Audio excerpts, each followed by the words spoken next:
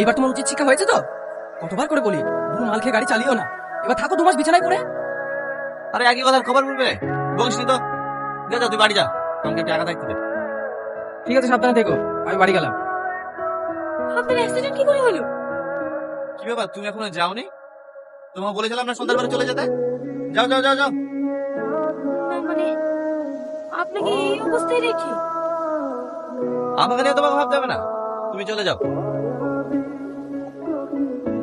কি হলো, দাঁড়িয়ে আছো যে? যাও।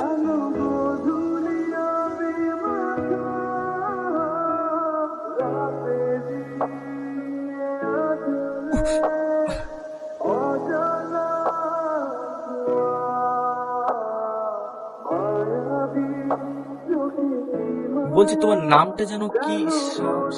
সালমা। হ্যাঁ সালমা। বলছি তোমাকে 200 টাকা দিছি, একটা মালের বোতল এনে দাও, খুব নেশা যাচ্ছে। লাও। কি হলো, ধরো।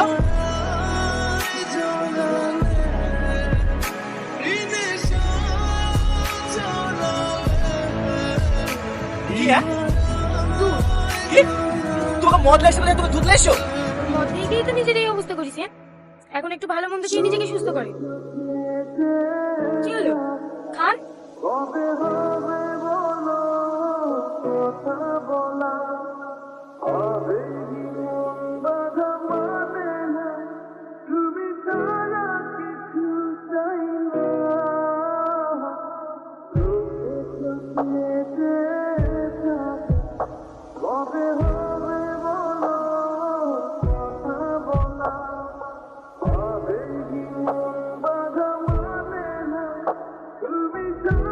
আরে অনেকদিন পর আমার স্পেশাল কাস্টমার এসেছে রে।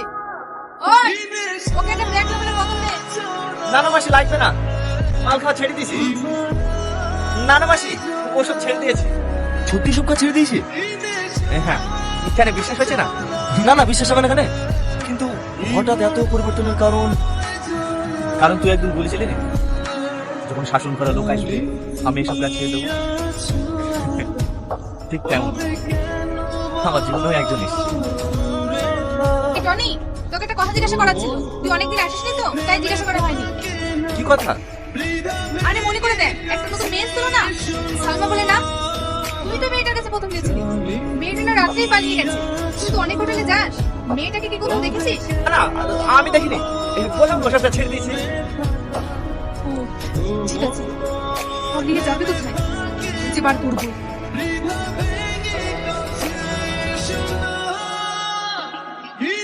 মা মা, এই দেখো কাকে নিচ্ছি, দেখো। টনি, অনেকদিন পর আমাদের বাড়িতে আসছে। ভালো আছো বাবা? না মা, ও ভালো নেই। তোমাকে বলেছিলাম না, তখন একটা মেয়ের কারণে এত পরিবর্তন হয়েছে, এত ভালো হয়ে গেছে। সে মেয়েটাকে পাওয়া যাচ্ছে না। পাওয়া যাচ্ছে না মানে? মেয়েটা কোথায় গিয়েছে? জানি খাবো, জানা তো হয়েই যায়। মেয়েটা শুকিয়ে শুকিয়ে আমার মুখটা একবারে শুকিয়ে গেছে।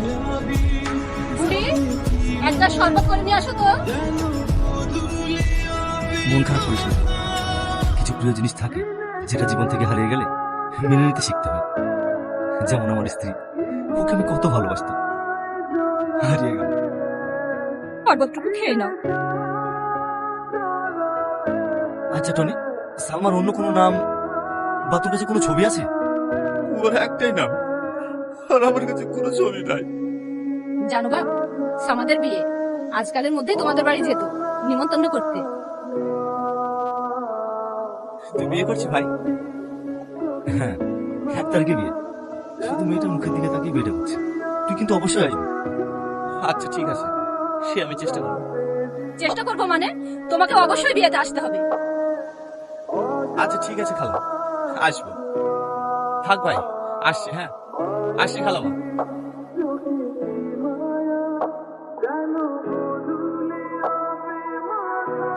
মা, আজ তুমি আমার আব্বার সঙ্গে বিয়ে করবে? হ্যাঁ মধু, আজ থেকে আমি তোমার মা।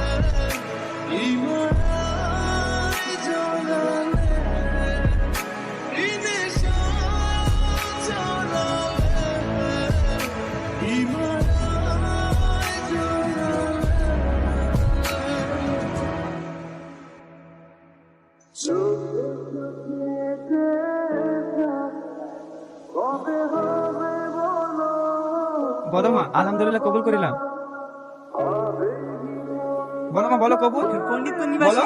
মৃত জাহাঙ্গীর শেখের পুত্র টনি শেখ 10,000 টাকা বিনিময়ের পরিবর্তে তোমাকে বিয়ে করতে রাজি হয়েছে। তুমি কি রাজি আছো? বলো মা কবুল। বন্ধ করো এই বিয়ে। এই বিয়ে হবে না। ওগো ওগো কে আছে তোমার? কে আছে তোমার? কথা বলো, কথা বলো। ভাই ভাইটা দেখি।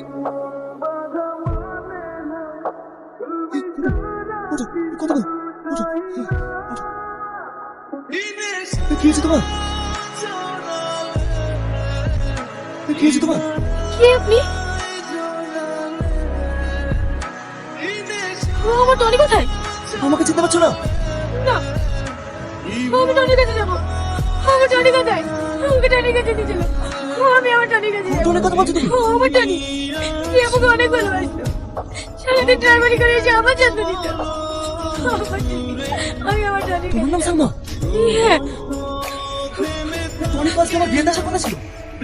ও এসেছিল সালমা ভাই, গুরু এসেছিল। জানো সালমা, চীন থেকে বেরোনোর পর গুরু তোমাকে পাগলের মতো খুঁজেছে। আর আজ সেই ছেলেটা যখন তার ভালোবাসার মানুষটি অন্য কারোর হয়ে যেতে দেখে, ওটা ও কিভাবে মেনে নিতে পারে বলো? জানো ভাই, আমরা সত্যিই পাগল। নিজের কষ্টের কথা কাউকে শেয়ার করতে চাই না। শুধুমাত্র তোমার মেয়ের মুখের দিকে তাকিয়ে হাজারো কষ্ট বুকে চেপে দিকে জলে চলে গেল। আমি টনির কাছে যাবো। আমাকে টনির কাছে নিয়ে চলো না ভাই, আমি টনির কাছে যাবো। ঠিক আছে, এসো। বুড়ি, ওকে ছেড়ে দাও। তুমি যাও, যাও।